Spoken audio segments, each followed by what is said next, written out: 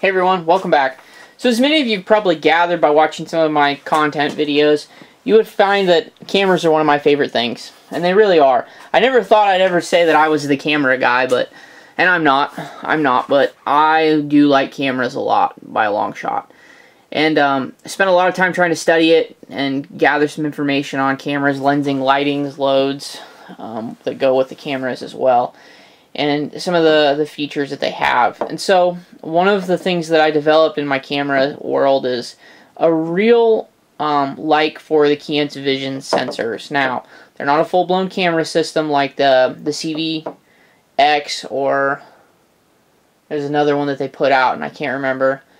But there's two different series that they have, and one uses a lot more of image-based and the other one uses a lot more of text-based programming. And both of them are really good and intense systems, and I mean, they are great systems. The only thing I would say is that if you don't need that full-blown system, don't use it.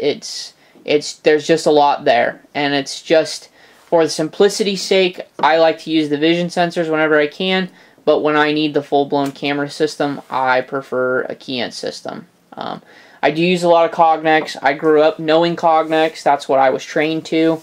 And I still have a special spot in my heart for Cognex, but I will tell you that industry-wise, Keyence is the way to go. Just my personal preference. Keyence doesn't pay me. Keyence doesn't support me in any way, shape, or form. It's just my personal preference. I gathered a lot of information working with Keyence vendors over the years, and Keyence by far is probably one of my personal favorites systems out there. So, with that being said, and hopefully you don't catch my Cognex HMI in the background. But anyway, with that being said, this is the Keyence IV Vision Sensor. Now, I will tell you, this is not the IV2 or IV3. However, based off of a lot of, I think, industry's complaints or feedback, Keyence did take in the IV3 some of the thought process from the IV1 series that they skipped over in the IV2. So, what I like about this particular sensor is all-in-one sensor. And Keyence changed that in the IV2. They switched to just having a standalone sensor that went back to a control module. This has the control module built in. In the IV1 series, this is the IV series, the original series, they did have this particular sensor head, which is all in one, as well as having a system that did have the sensor head as well as a control module. And the control module, what was really cool about it is you could snap two together and you could have kind of a slave ownership of a control module and then the other. But anyway, that's kind of all ancient history, including this sensor is ancient history. Why? Because these were really kind of dumb sensors. They can only do like one or two things, and that was about it. And then that was kind of the end of their world. And unfortunately, that was the sad thing about these sensors, is they could only do very little sensor checking. But the good news is that Keyence changed all of that and blew it all out of the water with the IV3 series. About everything you could do with the old Cognex Insight series, you can now do with an IV3 series for a fraction of the cost. So huge change there. Love that. But again, you need to go a step further. Go to the CV series systems, and then again, there's another system beyond that. But let's talk about this particular vision sensor. Enough about that, all of the other stuff. This sensor, like I said, has very limited control and capabilities of what it can do. You do have the four different built-in LED lights, so that's kind of a huge plus that you had here. Did have a different mounting bracket that you could have, so you could mount in a different way there. I believe that, yeah, you have three mounting holes on the back, so if you needed to mount from the back, you could. You can build like a separate bracket, and I'm almost willing to bet that Keyence probably made a bracket that you could use back here. You can rotate this particular piece to any one of the four corners if you needed to. Did have your model number and all that information, so you can pull that from there.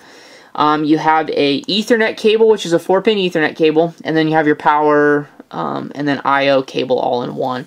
You have a status light, and then you have a link connection. So when your link is good, you'll have a green light flashing there, status light to let us know that the camera is still in good shape.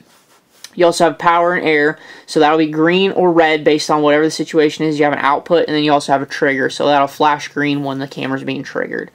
I believe this particular model on this particular one is probably going to be a black and white, but I could be wrong on that. I'm also not sure what the lighting color is. I'd have to look at the reference manual. It's been a while since I've looked at these reference manuals for these particular sensors, as well as even the IV series, unfortunately. I wish that wasn't the case. I wish I looked at them all the time, but I don't. Anyway, let's talk briefly about the cable. So you could buy a Keyence cable. You could also buy just about any other, I believe that's a Ethernet D cable, but I could be wrong on what that particular number is. But anyway, you can buy these Ethernet cables from Automation Direct. You can buy them from Murr and some other cable connection companies. And you'll save a little bit of money than buying them off of Keyence. Keyence is going to charge you probably $50 just for this cable, and you can buy it from Automation Direct for probably like 20 bucks.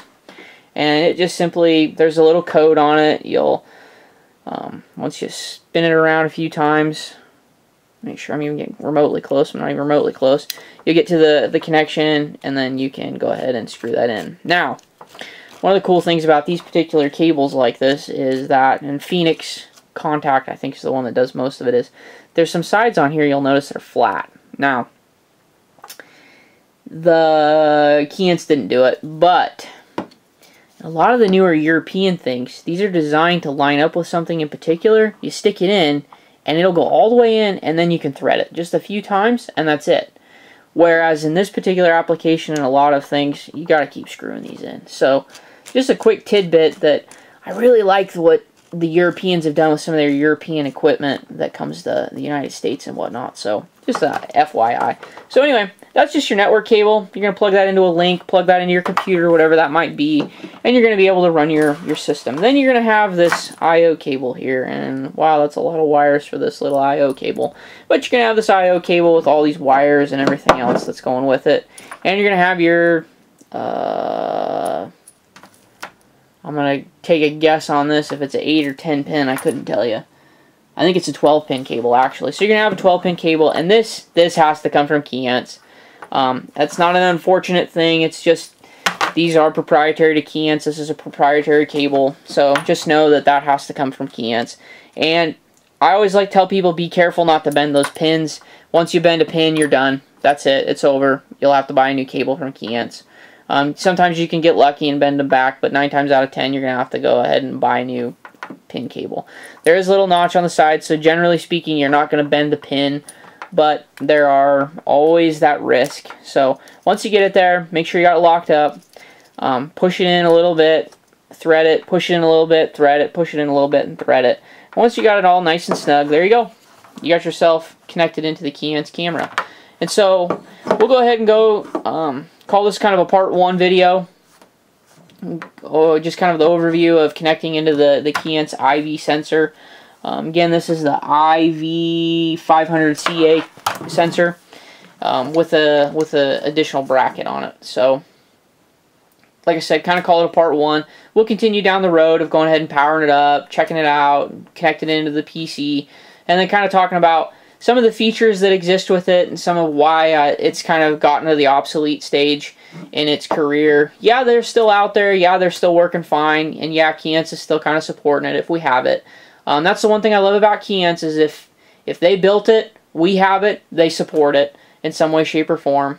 And so, a huge thing about Keyence. And then another thing too is if we've got something that's old that they built that's not quite functioning correctly, they'll a lot of times give us a little bit of a discount to trade it off. And sometimes they actually use that as a good sales piece. Sometimes they don't. Sometimes it is junk and they have to go ahead and scrap it out themselves. But they'll a lot of times give us a little bit of a discount by trading this in. So if I took this sensor and said, hey, you know what, I can't use this sensor, I don't need it, hey, can I get that with an IV3 now? They'd probably say, yeah, I can give you probably a $250 to $500 discount maybe. And if I work with the right contact and the right rep and everything and say, hey, you know what, I'm a great customer, you know that, and everything, they'd probably give me an even better discount on that. And so with that being said, if there's a Keyence rep out there listening, hey, I'd love to have a IV3 to test on this video channel, so just drop a comment in the video and I'll gladly reach out to you, or you could reach out to me, and I'd love to give you my opinion on the IV3, and I guarantee it'll be a positive one, because I got the opportunity to see one once, but I never got the opportunity to use one. So, but with that being said, without further ado, I'd simply say that's the end of this video, and stay tuned for the additional parts, and we'll talk about programming this, connecting it, powering it up, and going from there. So, thank you all for watching.